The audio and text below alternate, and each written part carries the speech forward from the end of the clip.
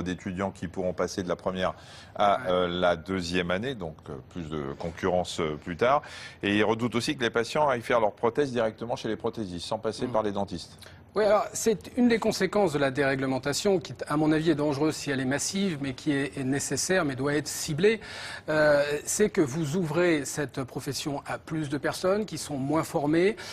Cette ouverture permet une baisse des prix incontestable, mais une différence de qualité de service, ce qui pose un problème de société. C'est-à-dire qu'est-ce qu'on veut demain être dans une société où vous avez des services, que ce soit des services de soins dentaires ou d'autres, donnés par des personnes moins formées, mais à des prix plus bas, donc qui seront pour une population plus Pourquoi défavorisée. être moins formé? Parce qu'on ouvre un peu le numerus clausus et le nombre d'étudiants qui passeraient.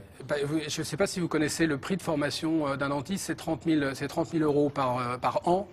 Il est clair que si vous ouvrez la profession et si vous augmentez le nombre de dentistes, on peut penser que le niveau de formation ne sera pas le même, étant donné les contraintes budgétaires qu'on peut avoir.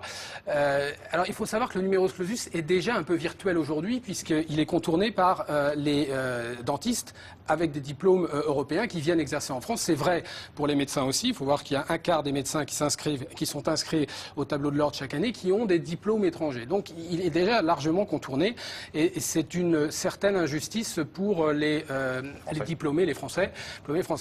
Donc, voilà, c'est à cette menace d'ouvrir le cahier, sachant que vous avez, si vous ouvrez, c'est comme pour les taxis, il va falloir dédommager une partie de ces médecins, de ces dentistes qui ont constitué. Si vous augmentez le nombre de taxis, vous augmentez pas le risque d'accident. Ils sont pas moins compétents, ceux qui arrivent les taxis. En dentaire, si vous augmentez le nombre d'étudiants formés, on peut espérer qu'ils seront aussi bien formés que les autres. Il y en aura juste un peu plus. C'est une réserve qu'il faut avoir. Sous cette réserve-là, ça peut être acceptable. Le grand public voit souvent d'un assez mauvais œil ces manifestations et ces grèves de professions libérales médicales.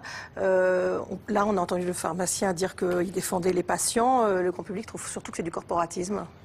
Oui, ce sont des grèves qui sont de nature corporatiste, mais là, sur ce sujet-là, les pharmaciens ont un point qui est que finalement vous allez fragiliser, en ouvrant le marché, vous allez entraîner une baisse des prix sur le court terme. C'est quasiment mécanique, avec une concurrence accrue. Vous allez avoir une hausse de la demande, c'est-à-dire qu'il y aura plus de consommation de biens d'automédication, mais vous allez avoir une fragilisation de la filière de distribution des médicaments. Il faut connaître l'économique d'une pharmacie. Une pharmacie vit avec peu de marge sur des médicaments remboursés par la sécurité sociale qui sont souvent chers.